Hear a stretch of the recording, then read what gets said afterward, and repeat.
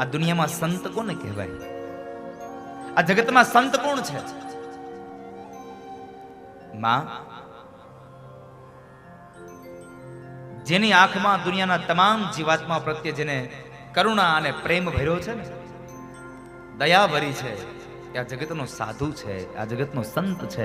અને સંત એટલે એવું ન માનશો વડીલો કે જેને ભગવા કપડા પહેર્યા છે, જેને ઘર મૂકી દીધું છે એ જ સંત છે. નહીં, આ સમાજમાં રહીને પણ કોઈકના દુઃખને હરે ને એ આ દુનિયાનો સાચો સંત છે સાહેબ.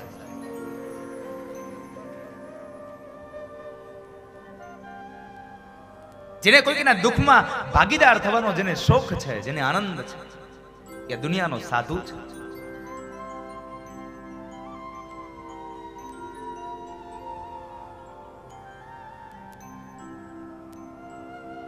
પર દુઃખમાં જે ઉપકાર બને છે, ઉપકારી બને છે, એ આ જગતનો સાધુ પુરુષ સાચો સંત છે.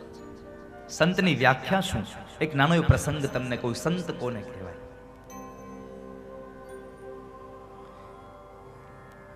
અને કળિયુગની વાસ્તવિક આ ઘટના છે, કાલ્પનિક ઘટના નથી, બનેલો સત્ય દાખલો છે કે સંત કોને કહેવાય. એક વખતના એક સમયે મધ્યાંતરનો સૂર્ય બરાબર માથા ઉપર આવ્યો અને એક યુવાન દીકરી પોતાના જીવનમાં થયેલી એક ભૂલને લઈ અને આત્મહત્યા કરવા માટે નીકળે છે.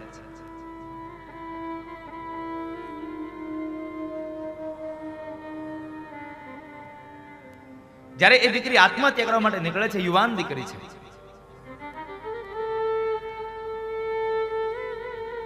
પોતાના અંગ ઉપરના જે વસ્ત્રો છે એમાં પોતાના જે ખંભે રહેલી એક ચુંદડી છે, એ ચુંદડીમાં પથ્થર બાંધી અને એ દીકરી કૂવામાં પડવા જાય છે, આત્મહત્યા કરવા જાય. ત્યાર પેલા એક મહાપુરુષે આવી, એક સાધુએ આવીને એનો હાથ પકડ્યો. દીકરી, એ માં, કોણ છે તું? શા માટે તું આત્મહત્યા શા માટે કરે છે? બાપજી, મને માફ કરો, હું આપની સાથે કઈ વાત નહીં કરી શકું, મને મરવા દો, મને મૃત્યુ પામવા દો. અરે પણ દીકરી, શા માટે તને મળેલો આ મનુષ્ય અવતાર આત્મહત્યા કરી? અને શું કામે? આત્મહત્યા જેવું આ દુનિયામાં બીજું કોઈ પાપ નથી. શા માટે તું આ આત્મહત્યા કરે છે? તારા ઉપર એવું કયું દુઃખ આવ્યું કે તારે આ મળેલો મનુષ્ય અવતાર આમ ગુમાવી દેવો પડે છે? શા માટે? મને બતાવો દીકરી. બાપુ, હું તમને મારું દુઃખ નહીં કહી શકું. અરે પણ શું કામ નહીં કહી શકે? હું તારો બાપ છું. અને દીકરી, બાપને તો બધી જ વેદનાઓ કહી શકે. મને કહે, શું છે? બાપુ, હું પટેલ પરિવારની દીકરી છું. હજી અપરિણિત છું, મારા લગ્ન નથી થયા. પણ એ સમયમાં મારી આંખ એક યુવાન સાથે મળી ગઈ. એણે મને લગ્નનો વાયદો આપ્યો, મારી સાથે લગ્ન કરવાનો મને એક કોલ આપ્યો અને મારું સર્વસ્વ હું એમને સોંપી બેઠી. અને એકમાત્ર ભૂલને લઈ અને આજ બાપુ, મારા ઉદરની અંદર એક બાળક છે. અને હવે જે યુવાન હતો એ યુવાન મારી સાથે લગ્ન કરવાની ના પાડે, મને છોડીને ચાલ્યો ગયો છે. અને સમાજના લોકોને ખબર પડી ગઈ છે કે મારા પેટમાં એક બાળક છે. અને આજ મારા જ્ઞાતિના લોકોએ મને પ્રશ્ન કર્યો છે કે તારા પેટમાં બાળક છે, એનો બાપ કોણ છે? એનું નામ દે. અને જો હું નામ ન દઉં તો મને સમાજમાંથી બારી મૂકે, મને જ્ઞાતિમાંથી કાઢી મૂકે. બાપુ, મારાથી આ દુઃખ સહન થાય એવું નથી ને. અને હું મારા પેટમાં રહેલા બાળકનું નામ આ જિંદગીભર કોઈ દિવસ આપી શકું એમ છું નહીં. એટલે મને આત્મહત્યા સિવાય મારો કોઈ ઉદ્ધાર નથી, મને મરવા દો. અરે દીકરી, એક તો તારો જીવ ખોવો છે અને તારા પેટમાં રહેલા બાળકને પણ તારે મારી નાખવું છે.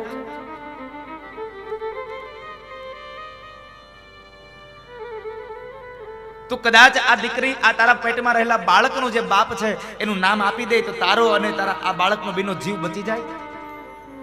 હા બાપુ, બચી જાય, પણ હું આ બાળકના બાપનું નામ નથી આપી શકતો.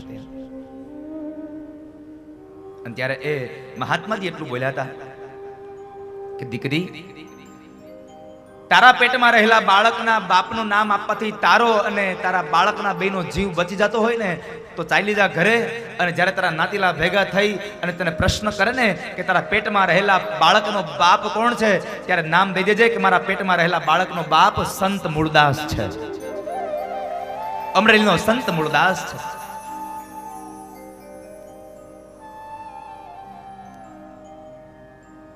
અમરેલીમાં સંત મૂળદાસનું નામ જ્યાં દેવાયું ને, ભારે અહીંયા દીકરીએ પોતાના નાતીલાઓને નામ આપ્યું કે મારા બાળકના બાપનું નામ સંત મૂળદાસ છે. એ સંત મૂળદાસને અમરેલીના લોકોએ ગધેડા ઉપર અવળા બેસાડ્યા અને પગરખાનો હાર પહેરાવ્યો, કોઈ કે પથ્થર માર્યા છે, કોઈ કે પગરખા માર્યા છે, છતાં પણ સંત મૂળદાસે હસતા મુખે એ અમરેલીની બજારમાંથી વિદાય લઈ લીધી સાહેબ. કારણ કોઈકના દુઃખ માટે કોઈકનું જો સુખ મળતું હોય ને તો સાધુ પોતે દુઃખી થવા તૈયાર હોય. એ આ સમાજનો સાચો સાધુ છે સાહેબ, એ સમાજનો સાચો સાધુ છે. કથા તો બહુ વિસ્તારથી છે, પણ સંત કૃપા કરે તો શું બને. જે દીકરીના પેટની અંદર બાળક હતું એ બાળક એ દીકરીને એક દીકરી આવી અને એ દીકરીને સાસરે આપી અમરાપુર ધાનાણી.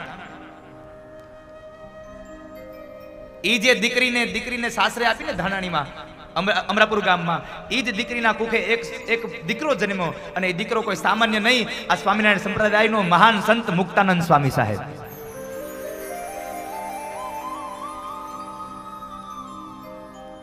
જેને સ્વામિનારાયણ સંપ્રદાયને ઉજાગર બનાવ્યો. મુક્તાનંદ કહે મુક્તિ સુગમ કરી સિદ્ધિ. જેને પોતાની સિદ્ધિઓને હાથમાં મેળવી લીધી સાહેબ, એવા સંતનો પણ જન્મ થાય.